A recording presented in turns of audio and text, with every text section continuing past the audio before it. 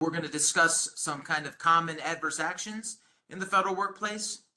We'll discuss replying to an agency's proposed disciplinary action. We'll talk about performance improvement plans, or as a lot of you know as PIPs. And PIPs come into place when it's not a conduct-based disciplinary action, but more so a performance-based. The agency might think that you are not complying with all your duties and responsibilities, or you're not fully completing your assigned tasks. Ultimately, you may have some appeal rights with the Merit Systems Protection Board, which is referred to as the MSPB, and those we will discuss. And lastly, we will discuss the benefits of hiring an attorney during this process. And remember that what we talk about today is strictly related to federal employees. If you have a private employment matter, if you do not work for the federal government, these rights may not or likely do not apply. So, and then lastly, what we'll do is we do have some of the pre-submitted questions. I'll try to get through some of those, and we'll go from there. So Taylor, with that, let's begin. Okay, the first thing, what to do when you're under investigation by an agency. The first thing you have to determine is the investigation voluntary or mandatory. And what I will say to this before we even discuss this slide is that the agency is going to notify you of some type of pending investigation. They're never just going to, give you, or they shouldn't just give you some type of proposed disciplinary action, such as like his letter of reprimand all the way up to removal. There has to be some notice of that. And let's look at the two types of options. Is it voluntary or is it mandatory? If it's voluntary, the inquiry is most likely going to be criminal, and you do have a Fifth Amendment right to remain silent. We've all seen that in movies and TV. I want to take the Fifth. If it is a mandatory investigation, as a condition of continued employment, you must participate, but you have immunity in any subsequent proceedings, provided you answer truthfully. So, what that means is the agency might say you have to participate in this, and if you don't, then that could be used against you by not participating in the investigation. However, a lot of times they offer you immunity for any of the answers you give. So let's talk about a couple of the warnings and some of the rights you have. You do have the right to remain silent in the face of an agency investigation until the agency first provides you written notice of your rights, including whether you're being compelled to provide any testimony or answers to management questions, and that your answers cannot be used against you in any criminal prosecution. So one of the first things you want to say is, if you are under investigation, advise me of my rights. You don't need an attorney to tell you that. You can tell any agency or management official, because potentially if you are not advised of your rights, that could be a due process violation down the road. But the big thing is always reach out and say to them, what are my rights in connection with this? And the agency is required to provide you some warnings. The first set of warnings is Cal-Kynes, or some people call it Cal-Kinney's warnings. And a Cal-Kynes warning compels employees to make statements or face disciplinary action up to and including dismissal, but also provides suspects with criminal immunity for their statements. So what does that mean? Let me kind of break that down. A Cal-Kynes warning is basically you have to participate in this investigation. You have to give answers. If you don't give answers, you could be used against you, including dismissal. But if you feel that an answer you provide is going to have some type of criminal application or criminal liability, they can't use that statement against you in any criminal proceeding. So you do have immunity from criminal immunity if you do provide that statement. But once again, you do have to participate in the agency investigation. The other is a Garrity warning. The Garrity warning advises an employee of their criminal and administrative liability for any statements they make, but also advises that if their right to remain silent on any issues that tend to implicate a crime. So, and it says a little less protection than Miranda rights, because we know Miranda rights are involved in criminal matters. But basically what the Garrity warning is, it gives you an idea of what the investigation is going to be about. And if you do think there are going to be criminal implications, you do have the right to remain silent in connection with the agency's administrative investigation. You don't have to provide an answer. They can't use it against you. And ultimately, it cannot be used against you in a criminal matter. I'll give you a quick example. I had a client recently. The individual was proposed for removal, and it was based on one charge of conduct on becoming a federal employee in one specification, and it had to do with the individual's arrest recently. And essentially, the client did not make any statements regarding the investigation, and I advised him not to, because I wouldn't want him to say anything to the agency that the agency can then turn to a district attorney, a prosecutor, and say, hey, Mr. So-and-so or Miss So-and-so admitted to doing this on this date. So a couple of things to keep in mind when you are under investigation. Let's go to the next slide. Okay, disciplinary actions. What type of disciplinary actions could you be facing? One of the lowest levels of disciplinary action is a letter of reprimand. A letter of reprimand is a letter notice regarding misconduct or poor performance, and it remains in your personnel file. Sometimes 6 months, sometimes a year, sometimes 2 years. And a lot of times, if you receive a letter of reprimand, the agency will indicate, we will remove it from your EOPF within 6 months, 1 year, 2 years, if no further, disciplinary actions against you. The next is a suspension. And a suspension is just what you probably think it is. You remain employed, but you're prohibited from working for a set amount of time, and you don't get paid during that time. Next is demotion, where you are placed in a role at a lower grade and less pay. And most severe is removal, which is basically you're fired. So, it's always important. Nobody wants any disciplinary action against you. But even if it's a letter of reprimand, it's something you want to consider challenging, because an agency ultimately, what they do is they have to engage, or they should engage in progressive discipline. And what does progressive discipline means? That means, okay, we gave this individual a letter of reprimand. They didn't learn from their mistakes. Then we suspended them. That's going to justify more severe actions down the road. So even a letter of reprimand, its initial stages, it's something that, I encourage people to challenge, because ultimately you don't want to use that against you in the event something happens in the future.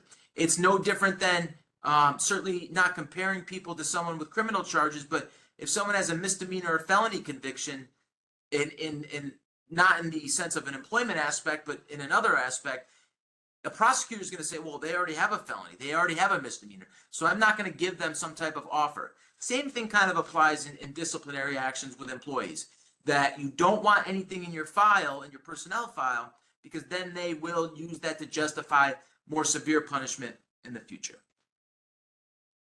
Next slide, please. Okay. So what I want to talk about here is employment status and due process rights. Now, when we talk about disciplinary actions, there's a couple different statutes that authorize agencies to discipline individuals. And I kind of touched on this at the beginning. The big things you want to look at are Chapter 43, Chapter 75, and Chapter 74. Now, a Chapter 43 disciplinary action deals with performance-based, like I said. You're not completing your work functions properly. They've put you on a PIP, a performance improvement plan, and they've asked you to improve within 30, 60, 90 days. And they feel that you have not improved, or you have not done the duties and responsibilities you're supposed to. And those are critical. And I think those are tougher, because essentially the agency is laying out, is going to have to lay out, and they have to show they gave you an opportunity to perform. They can't just issue a Chapter 43 disciplinary action because you have just on your first mistake. They have to show they gave you an opportunity to correct those mistakes, and you didn't. So that's a Chapter 43. A Chapter 75 adverse action has to deal with performance and conduct that harms the efficiency of the service. This is your conduct on becoming. This is, insubordination, failure to follow instructions, all those type of things. So when you think of Chapter 75, those are more conduct related, not necessarily performance. It can be used as a performance basis, but more so conduct. And then lastly, there's Chapter 74 and Section 714, and those actions are related to personnel in the Veterans Health Administration. Now, the one thing you have to consider is, what type of employee are you? Are you an employee in the competitive service and the accepted service? And the one thing to note is, a lot of times federal employees who are in a probationary period, which is usually 2 years or less, less than 2 years, you don't have as many rights. Now, if you've been working for the federal government, for the same agency for 10, 15 years, you're going to have those rights. But if you are a probationary employee, your rights are limited, meaning if you started with the agency in the last year, you haven't worked there for a year, they can remove you. They don't need a reason to remove you. They can just say, here's your letter, we don't think it's going to work out, and be on your way. You do have some rights to challenge that, but for the most part, you don't have MSPB appeal rights or even administrative rights to challenge it. So what kind of employees are we talking about? There's some employees that are in the competitive service. And an individual in the competitive service is considered an employee for due process if they are not a probationary employee or if they completed 1 year of current continuous service in the same or similar positions. What is that defined as? Defined as not having a break in federal civilian employment of more than a single workday. So if you worked for the, one agency, if you worked for Homeland Security and you were out of a job for a month and then you worked for the Department of the Army, that's not going to be considered current continuous service. The 1 year period does not apply to Department of Defense employees hired prior to December 31st, 2022, including the Department of Army, Navy, Air Force, whose required probationary period in the competitive service is 2 years. Now, if we look down towards the bottom of that slide, for those in the accepted service, an employee is someone not serving a probationary period who has completed 2 years of current continuous service in the same or similar positions. And a preference eligible veteran is in the accepted service need only have completed 1 current continuous service in order to be considered an employee for due process purposes. So sometimes there are, employees, they may not work for the same agency or they may work for like a National Guard agency, but the big thing is it continuous? There's no break in service. And the other thing is, are they doing the same? Is it service in the same or similar position? If you are doing the same duties, responsibilities, job task, that's going to go a long way. So there is some gray area, but for the most part, for the purposes of today at least, you have to understand if you're a probationary employee, your rights to challenge any type of proposed discipline are far less than if you are a, let's call it more permanent employee, not serving a probationary period. Next slide, please. So we kind of touched on this a little bit, the difference between Chapter 43 and Chapter 75 based actions. So I will just go through this chart. Let's talk about the difference one. Remember, while we go through this, Chapter 43 deals more with an individual's performance of their duties. Chapter 75 more has to do with their conduct. So with a Chapter 43, for your critical elements, the agency must prove the performance deficiency is in a critical element. We all know what our critical elements are. You usually get a performance appraisal every year. It outlines your critical elements. For a Chapter 43, the agency must prove the performance deficiency is in a critical element. That is not required for a Chapter 75 conduct action. Regarding the efficiency of the service, that's not required for a Chapter 43 action, as opposed to Chapter 75, where the efficiency of the service must be proven. And what do I mean by the efficiency of the service? You must prove that the adverse action will promote the efficiency of the service. The agency is basically saying your conduct is not acceptable, and that does not promote good working conditions, or basically it does not forward the goals of the agency. I think it's kind of a, it's kind of a weak argument on the agency's part, but they do have to prove it. I think when you look to challenge some of these removal actions, or I should say disciplinary actions, the big thing is, did they prove the conduct they alleged against you, and was the penalty reasonable under the circumstances? And we'll get to that later about penalty, but just something to think about. Regarding the burden of proof, there is a difference. So for Chapter 43, the burden of proof is substantial evidence. What does substantial evidence mean? That means that a reasonable person might find the evidence supports the agency's findings regarding the poor performance, even though other reasonable persons might disagree.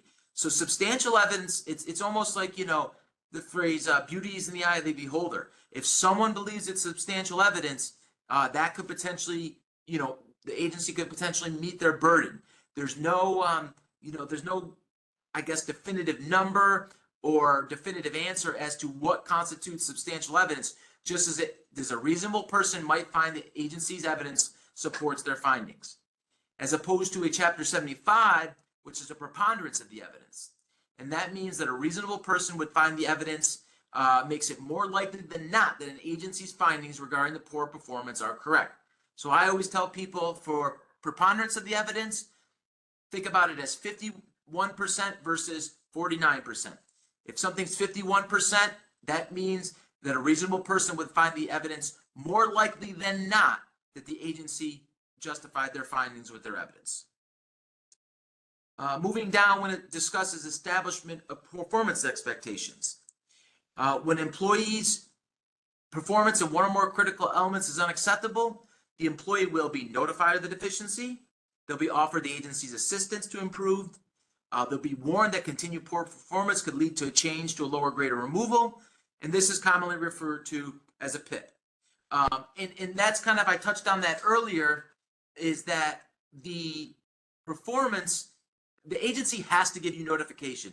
Essentially, if you are disciplined for poor performance, they have to tell you, hey, you're not doing your job. You're not doing a good job. That's the number one aspect here. You be notified of the decisions, the deficiency. Number two, though, the agency has to offer you assistance to approve. Well, let's meet weekly. Let's, here's your goals. We'll meet weekly to discuss. What can you do to perform? And then third, you have to be warned that continued poor performance could lead to a change. Regarding the Chapter 75 conduct, to the extent which an employee is on notice of the agency's expectation is a factor in determining the appropriateness of the penalty. Also, the agency cannot require that an employee perform better than the standards that have been communicated to the employee. So what that first sentence is, we call it Douglas factors, and we'll get into Douglas factors, but one is going to say, essentially, they just have to put you on notice of their expectations. So then, because they don't want you to come back and say, well, I didn't know how to do this. They might say, just throwing it out there, you've engaged in certain behaviors with coworkers. We ask that you refrain from, talking about politics or religion in the workplace. And maybe they issue an email, maybe they issue a letter. The reason they do that is because they have to put you on notice that that type of conduct is not acceptable. Because somebody could say, hey, I didn't know I couldn't talk politics. I didn't know I couldn't talk religion. But now the agency has put you on notice that that type of behavior is not acceptable. And the example I use is just simply, these are just examples off the top of my head. I try to think about other cases that I've handled before. So remember, the examples I give you, take them with a grain of salt. They are just examples. There could be a multitude of examples out there. Those are just a couple things that come to my head. Moving on to the recency of events for Chapter 43. A change to a lower grade or removal action cannot be based on performance that is more than 1 year old at the time of the issuance of the proposed notice. So they can't say, hey, today's February 28, 2024, back in 2022, you didn't do this. They can't do that. The alleged bad performance has to be within a year. Chapter 75, there's no requirement that a proposed action be within a particular period of time, but unexplained excessive delays can have a negative effect on the agency's ability to prove the action. Once again, if you receive a proposed action today and they're talking about stuff in 2018, I think that's going to go a long way to help your case and say, hey, why are we just discussing this now in 2024 when you clearly were aware of these type of actions in 2018? Advance notice, the agency must provide you a notice of the proposed action and a reasonable opportunity to reply within 30 days before any action can be taken. So if you are presented with a proposed removal today, February 28, 2024, regardless of whether you respond to anything or not, you cannot be removed or disciplined within 30 days of the initial action. Now, maybe on the 31st day you will, but they cannot make a final decision within 30 days. The advance notice, the content for performance-based, the notice must state the specific instances of poor performance that are the basis for the action and also the critical performance element involved. And for the Chapter 75, the notice must state the instances of poor performance that are the basis for the action. You're going to get two officials when you do these actions. There's going to be a proposing official, the individual that drafts the document, that gives you the document, and then there's going to be the deciding official who ultimately makes the final decision. For a Chapter 43, it must be a person in the higher chain of command than the person who proposed the action. And for a Chapter 75, the deciding official does not have to be a person higher in the chain of command. Lastly, for this slide, the agency must issue a final decision within an additional 30 days of the expiration. With the Chapter 75, the agency is under no particular constraint other than cannot be an excessive delay. So what that means, ultimately, it still remains that they cannot take any action until 30 days after you receive the notice. If we could go to the next slide. Just a couple more things here. If there's a decline following improvement. For Chapter 43, if the employee's performance improves during the PIP and remains acceptable for 1 year, a new PIP is necessary before taking an action. Chapter 75, they don't have to offer you any period to improve. Penalty mitigation. For a Chapter 43, once the agency meets the requirements to take an action, the MSPB cannot reduce the agency's penalty, and that makes it a big difference. So ultimately, if you appeal a Chapter 43, let's call it a removal action, to the MSPB, the MSPB is only going to look into whether were you provided an opportunity to improve? Did the agency give you a heads up about what you needed to improve on? Did they meet with you? Things of that nature. But ultimately, the MSPB cannot reduce the penalty, which is different in a Chapter 75, is that if you appeal to the MSPB, say you were removed once again, but it's because of certain conduct, the agency can say, nope, we don't agree with that penalty. We're going to remand it back to the agency, and instead of a removal, you should have been suspended or demoted. So that's a big difference. For Chapter 43, MSPB cannot reduce the penalty, whereas the Chapter 75, the MSPB can reduce the penalty. Douglas factors, I touched on this, and we'll touch on it a little bit later in the webinar, but Douglas factors are not used in Chapter 43 performance actions, but Chapter 75, agency must consider relevant Douglas factors when reaching a decision on penalty. And just so everybody knows, the reason they're called Douglas factors is that is a case, it was Douglas v. Department of Veterans Affairs, where that is where you'll see 12, 13 factors that the agency must consider. So when you hear Douglas factors, that's simply based on a case name. Just as you heard Garrity rights or Miranda rights or Kalkine's rights, those are based on those names, those proper names are cases that form the basis of your rights. Regarding affirmative defenses, the agency action will not be sustained if the employee was harmed by the agency's failure to follow procedures or the agency decision was reached as a result of the commission of a prohibited personnel practice. So one thing you could get into is an affirmative defense. Say you were removed for conduct, but you can come back and say an affirmative defense might be this was discrimination. It was because of my race, my age, my religion, my sex, my sexual preference, things of that nature.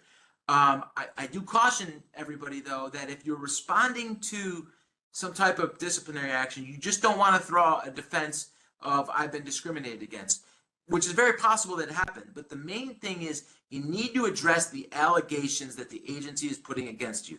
I see it far too many times with clients, potential clients. They want to talk about how they were wronged, how the agency did something to them. And I'm not saying that doesn't happen. And I'm not saying people aren't right for doing that. But you have to understand, the agency is outlining what they think their reasons are for removing you, for disciplining you, for suspending you, for demoting you. It's incumbent upon you to address those things. And then you can talk about discrimination or procedural mishaps. But it's very, very important to address the allegations. And then lastly, merit principles, they must be adhered to in all performance-based actions. Next slide, please. Okay, let's talk about Chapter 74 performance actions. This is in addition to Chapter 75, Chapter 75 and Chapter 43. So what are Chapter 74 performance-based actions? These type of actions pertain to personnel in the Veterans Health Administration.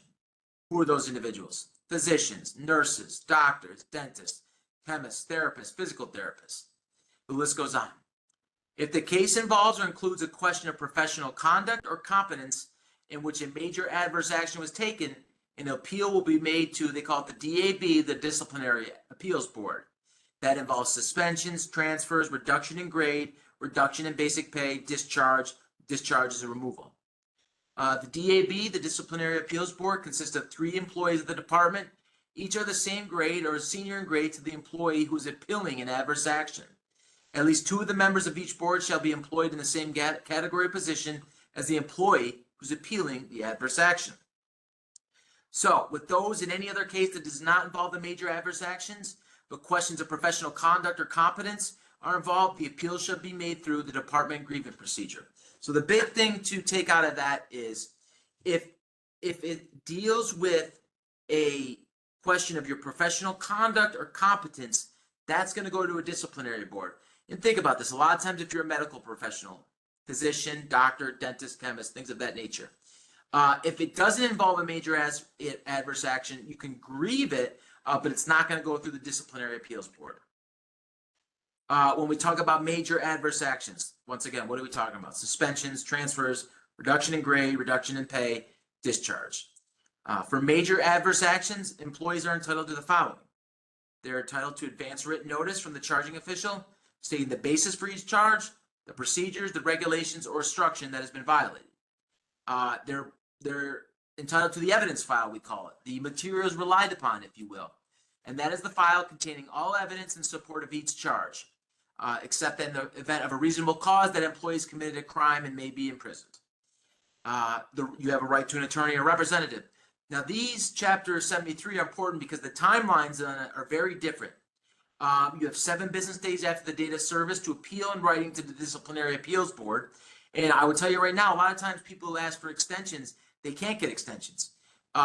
In some of the other kind of actions we'll talk about, you can always ask for an extension, which may or may not be granted. In these type of matters, the extension requests are rarely granted, if ever granted.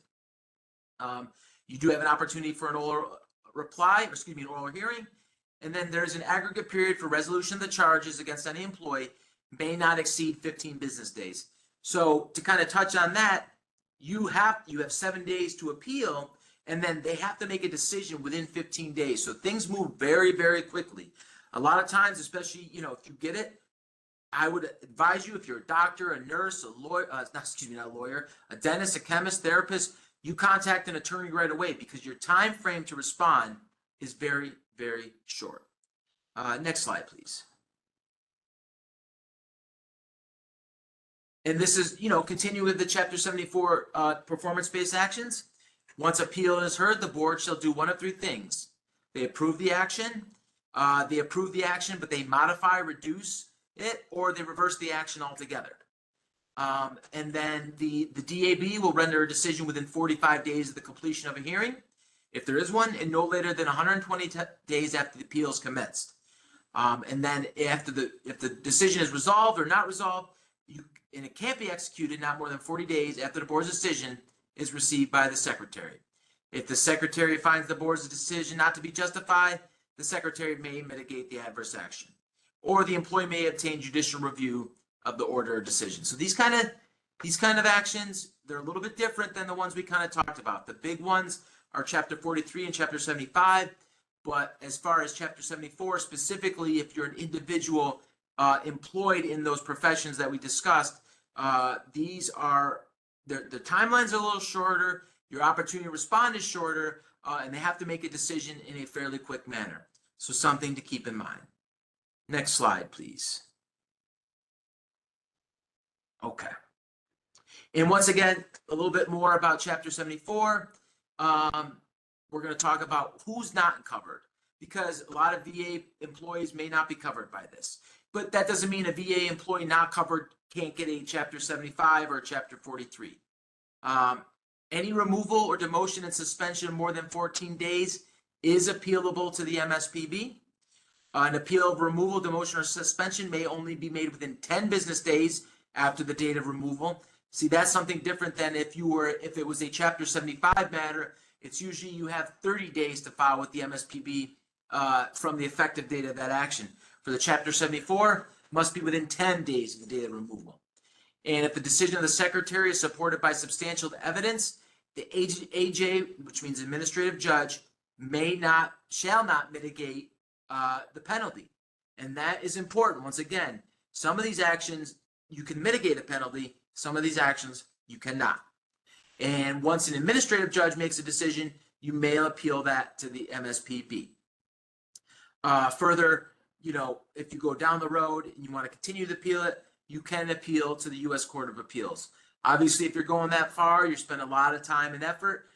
It's possible you do have appeal rights, but that is pretty far down the road.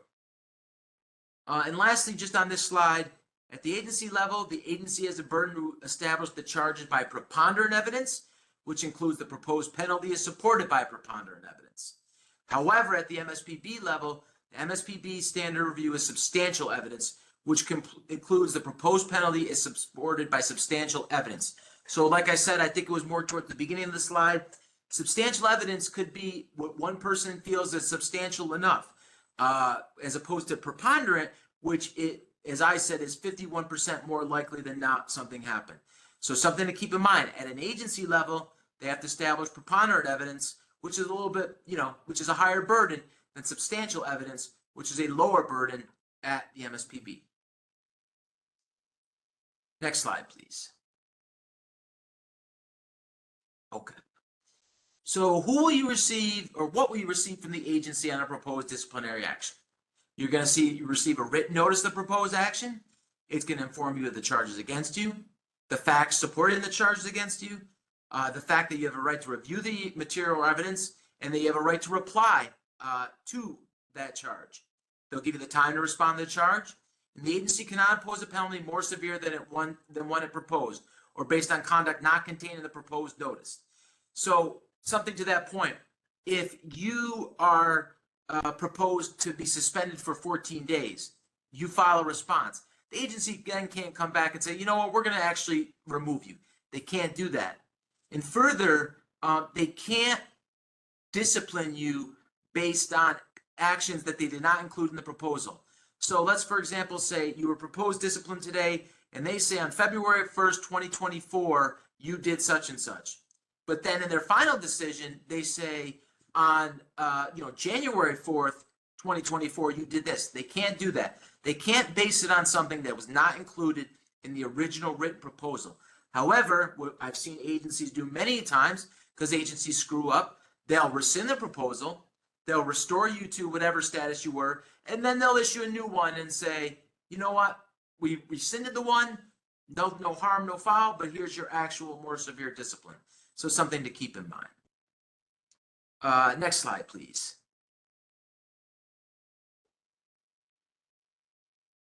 Okay, suspensions for 14 days or less. And I think, it goes to my initial comments that you want to, even the smallest of disciplinary action is something you want to challenge. But ultimately, the big ones are suspension, demotion, removal. Those are the big disciplinary actions that you want to challenge. And an employee who is suspended for 14 days or less, you cannot appeal to the MSPB. So a lot of times what agencies will do is, whether it's in their initial proposal or their final decision, they will suspend for 14 days. Why do they do that? Because if they do 15 days or more, then that opens up the opportunity for an individual to appeal to the Merit System Protection Board. However, if they don't suspend you for more than 14 days, you can't appeal to the MSPB. You might have some type of grievance rights, but you can't go to the MSPB. Same type thing with 14-day suspensions. You're entitled to a written notice. You're entitled to reasonable time to reply orally and in writing. You're entitled to an attorney or representative, and you're entitled to a written decision outlining the reasons for said decision. Now, for something like this, and it comes to the top of my mind because I just got one recently for a client. The individual was proposed for suspension for 14 days. I think they gave the person 7 days to respond. What we did, the person hired our firm. We reached out, we requested an extension, and we got an additional 10 days to respond to that. So whereas, some of the Chapter 74 disciplinary action, there's a short timeline. Some of the Chapter 75, Chapter 43, you do have some leeway as far as requesting additional time. I will, state the caveat that the agency is under no obligation to give you an extension, but usually with a good enough reason, specifically, I just hired an attorney, they will grant you that extension. And let's move on to the next slide. Okay. So let's talk about the other big disciplinary actions, which is a removal, a suspension for more than 14 days, a reduction in grade or pay, or a furlough for 30 days or less. All right. With all these are appealable to the MSPB. And I'm going to skip to the bottom note there. You can appeal to the MSPB except for the Chapter 74 actions we discussed. But with these, once again, they're entitled to at least 30 days advance written notice. And they will get specific instances of unacceptable performance by the employees on which the proposed action is based, or the critical elements that they failed in. You have a reasonable time to respond, orally and in writing. You have a right to representation by an attorney, and you are entitled to a written decision and specific reasons at the earliest practical date. So this is pretty much the same as a 14-day or less suspension. However, with the exception, you do have a appeal rights with the Merit System Protection Board. Once again, removals, suspension more than 14 days, reduction in grade or pay, which is a demotion, or a furlough for 30 days or less. Next slide, please. So the written reply to the proposed action. One of the things that we always do as a firm at Tully Rinckey is we file an interim reply. And there's a couple of reasons for that. Number one is we request information, including copies of the materials relied upon. Usually when someone's proposed discipline, they don't have an attorney. So they get emailed, they get mailed, they get certain documents that the agency relied upon. Well, if we're retained, we as attorneys want access. And what I'll get to in a second is we want to preserve our right to ask for that type of material. Because I'll give you an example. We ask for certain materials, and especially the materials relied upon. And the agency gives us what we call an evidence packet. And say ultimately that individual, it's a removal action. That individual is removed, final decision removal, appeal to the MSPB. And then appeal to the MSPB, when the agency is attempting to justify their actions for the removal, they supply you in discovery with a bunch of other information, a bunch of other documentation. That right there is a procedural due process error. They cannot base their decision and provide you certain materials and say, hey, we based our decision on this, and then down the road, provide additional materials that they relied upon. So that is a procedural due process error, and that is why we request it in an interim reply, so we can come back, if we're at the MSPB, and say, Judge, we requested this. I don't have anything from the agency. They didn't give anything to my client. They didn't give anything to me. How can they use this new material? So that is one of the reasons why we file the interim reply. And the other reason is we request an extension. You know, I, as a practice, sometimes like to request 30 days. They might not grant me 30 days, but they'll grant 2 weeks. They'll grant 15 days. They'll grant 10 days. They'll grant you something. Likely. Not all the time, but very likely. So in the interim reply, you want to notice your representation of your client, and you want to request some additional time. And it also puts the agency on notice of a document preservation. And when we do that, we serve the letter on the agency's deciding official with a CC to the designated HR official within 3 business days. So the reason you do that is you want them to know whether, even if you're not represented, I've received this, I've reviewed the documents, I need additional time, and here's the why. And you'll see in these proposed actions, the agency does have some language that says, well, an extension may be granted, but you have to provide some type of particular reason as to why it should be granted.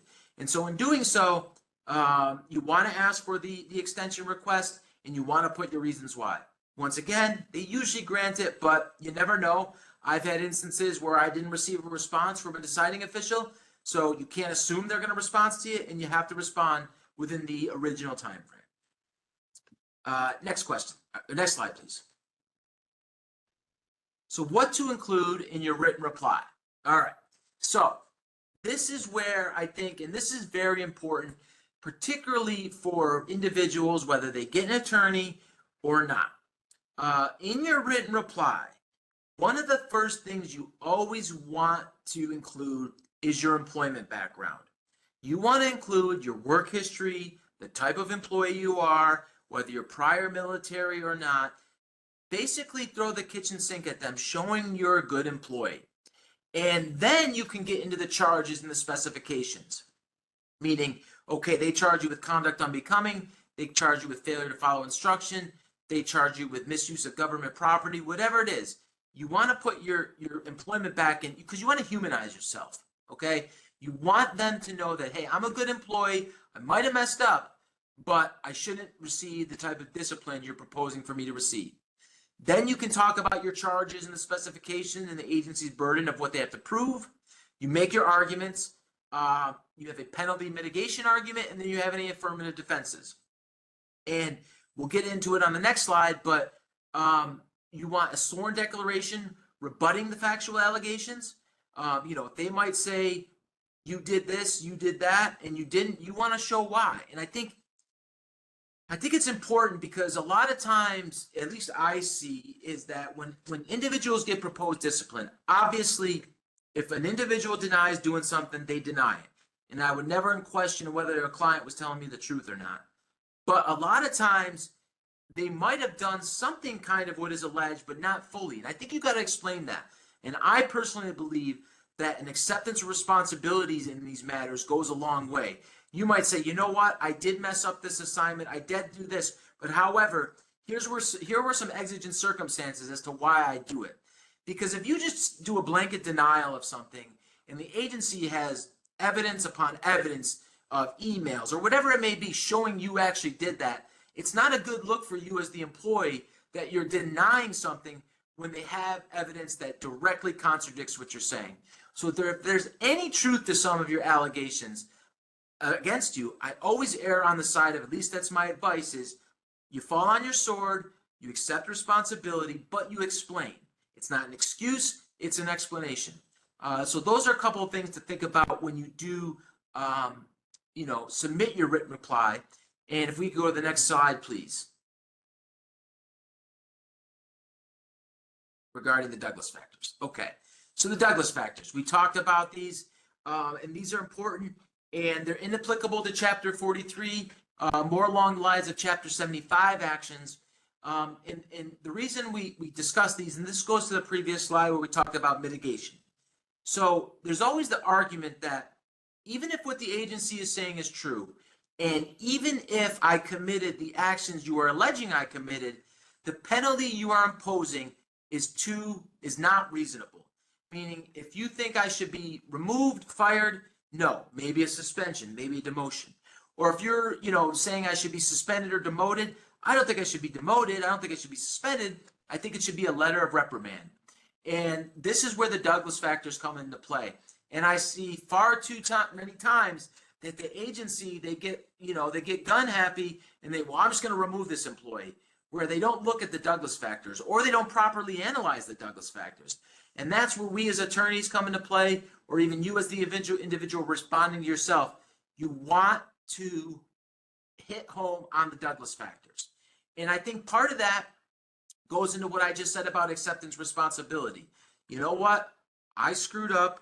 I accept responsibility. However, my actions were not as egregious or did not amount to a removal action. And they list all the 12 Douglas factors here. I'm not going to go through each one of them. The one thing I do want to point out a couple is, and they're all important. I'm not saying one's not more important than the other, but for the purposes of our webinar today, I think it's important to look at 10, your potential for rehab, your mitigating circumstances, 11, and the adequacy or effectiveness of alternative sanctions. And 2, actually going back up, 3 and 4, your disciplinary history, your work record. If you don't have any prior discipline, that's a mitigating factor. If you have 0 prior discipline and now they want to remove you, that should be considered a mitigating factor. Your past work record. Have you got time off awards? Have you got performance-based bonuses? Things of that nature, showing you're a good employee. Your potential for rehabilitation or mitigating circumstances. Talk about mitigating circumstances. We all have them. We all have personal issues going on in our lives, however small or big, right? And you don't want to get too deep into it, but if you're having marital problems, if you're having coworker problems, if you're having, you have to take care of your kids, and maybe you have a special needs kid or anything. And I'm thinking of a bunch of examples. We all have personal problems in our life or personal situations we have to deal with. And that, I think, needs to be disclosed as much as you want. Obviously, there's some personal things that need to be kept personal, but it might show, hey, this is why I've been showing up late to work. I've been showing up late to work because I have childcare issues, and I am the only person able to take my child to and from school, to and from medical appointments, things of that nature. So you want to point out these mitigating circumstances. Once again, I'm just throwing out examples that are coming off the top of my head. You could have a multitude of personal issues going on, and you don't want to necessarily throw everything out there, but you do want to kind of explain the reasons for what has been done. And then lastly, the adequacy and effectiveness of alternative sanctions. This is what I call progressive discipline. It goes to what I talked about towards the beginning, that if someone doesn't have any prior discipline, the agency shouldn't jump right to removal. You know, if I get in trouble for something, a letter of reprimand or a suspension, that's going to deter me from doing the same type of conduct in the future. But if you just go straight to removal, you're not giving me an opportunity to, rehab myself. You're not giving me an opportunity to show that I can do better. Because I know that if I'm suspended for something, I've been put on notice. I cannot act like this again. I can't do certain things again. If something happens in the future, I might be removed. So you always want to look into whether the agency practice progressive discipline, which would ultimately, which should be used by the agency instead of going straight to the most harsh penalty that's out there. We'll talk about the oral reply. Next slide, please. So with the oral reply, no different than your written reply. And this is where I talk about, I always tell clients at the oral reply, we probably already submitted our written reply. We've submitted all of our, arguments, legal arguments. Now's the time for the client to humanize themselves. And I always tell the client, I don't want you to even talk about the allegations against you. We've already put everything in writing. A deciding official can read that. That's our response to the allegations. The oral reply is an opportunity for you as an individual to humanize yourself, explain the situation. Maybe, like I said, you had some things going on in your life, okay? Or, you fall on your sword. I screwed up. I accept responsibility. I really need this job. I have a wife and 4 children that I support. My wife doesn't work. My husband doesn't work. I need this job for financial stability. All those type of things. Because words are just words on paper, right?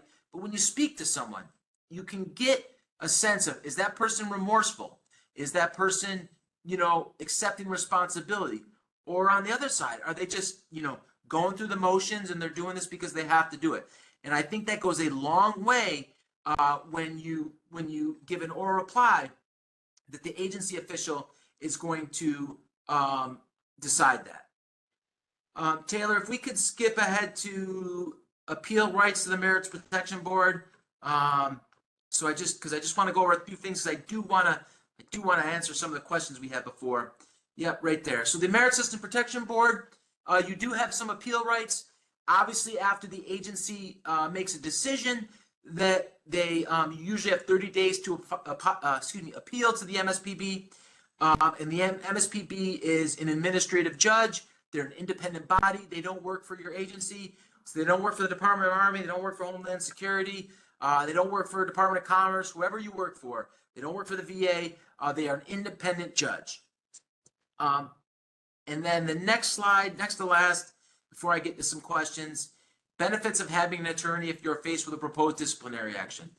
I'll tell everybody straight up, these type of things, this is not new to me. I can rattle this stuff off the top of my head. And the reason is because I practice it day in and day out. Whereas you as an individual, you might never seen this. You might get an evidence packet. You might get a letter. You don't know the first thing what to do. You don't even know who to respond to. And that's okay. I'm a trained attorney. I've done this for years. So that is why I think especially disciplinary action, when it comes to, let's be honest, is it affecting your livelihood? Is it affecting your pay? Is it affecting you even having a job? Talking about suspensions or removals. At that point, I think it's in your interest to get an attorney involved. Anybody on this webinar, I'm sure they're more than capable of responding themselves. But when it comes to the amount of money in your pocket, or it comes to the whether you actually have a job or not, it's something that hiring an attorney would be beneficial. And the other thing sometimes what this comes down to is settlement. Sometimes we work out settlements.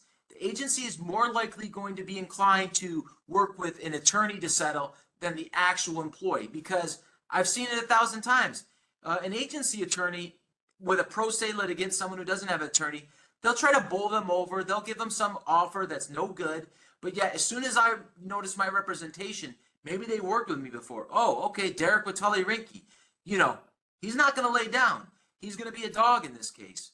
So, you know, these agency attorneys, they kind of tend to take a step back when you are represented by an attorney, as opposed to you if you're not. And then the other, bullet point there is timeliness. You know, I have a calendar.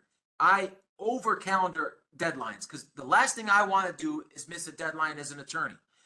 This is my job. This is my livelihood. Whereas you, as the individual employee, you got other things going on. You got your work. You got all that stuff. We ensure that no deadlines are missed. And a lot of it, you know, it's complex. It's not easy. And I'll be the first to tell you, I don't know everything, but I got colleagues I can go to that encountered a situation that I might not have encountered before. And just like I go to another colleague, I think it's imperative that an individual, looks to go to an attorney in connection with these type of matters. So with that, I do know we have some questions. I'm sorry if I can't get to all of them. If you guys just bear with me. Let me see here. I'm just going to pick at random so nobody. There's a question here. What happens if you are removed but you were never told about the conduct of the investigation? Well, you do have to be informed. Now, the only of the conduct or if there was an investigation. I think the only caveat to that is that if you are a probationary employee, we talked about usually under 2 years, the agency can just simply say, based on review, we are looking to move on from you as an employee. But other than that, they have to advise you, and we went over this in the slides, they have to put you on notice of the allegations against you, and they have to provide you with the evidence they used. Otherwise, that's a procedural due process error.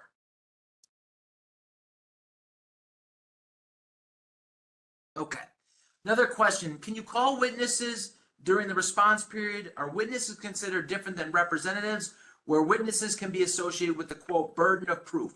So to answer that, yes and no. I think with witnesses in, let's call it the administrative response period, you can have a witness, but they're not going to be testifying on your behalf.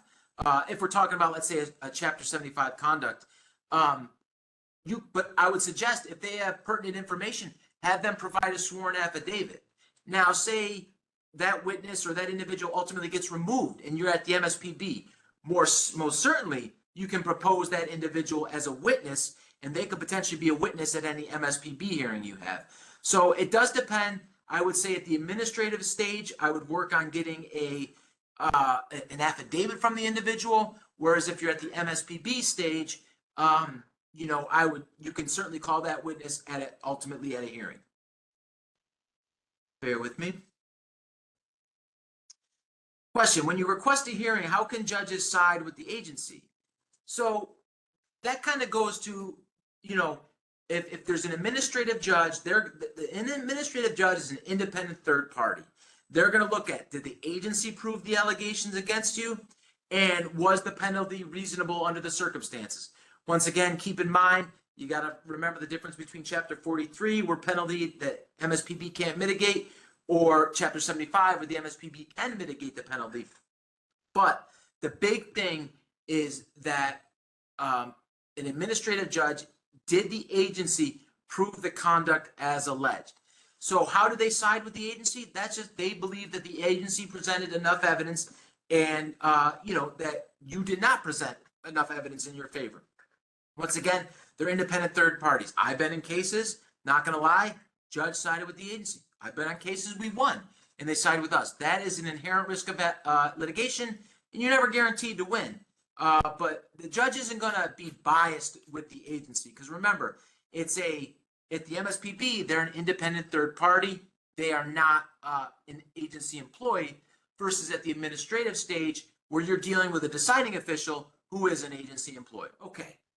This is a good question. I'd like to know about settlement agreements and how to negotiate those.